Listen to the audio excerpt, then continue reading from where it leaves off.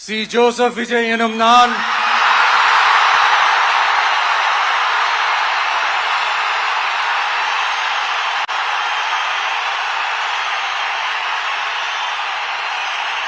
சட்டப்படி அமைக்கப்பெற்ற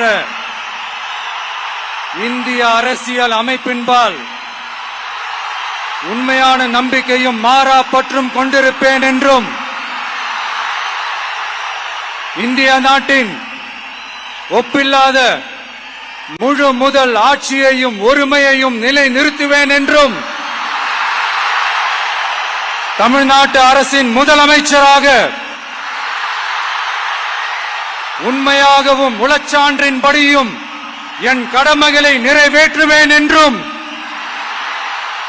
அரசியல் அமைப்பிற்கும் சட்டத்திற்கும் இணங்க அச்சமும் ஒருதலை சார்பும் இன்றி விருப்பு வெறுப்பை விலக்கி பலதரப்பட்ட மக்கள் அனைவருக்கும் நேர்மையானதை செய்வேன் என்றும் ஆண்டவன் மீது ஆணையிட்டு உறுதிமொழிகிறேன்.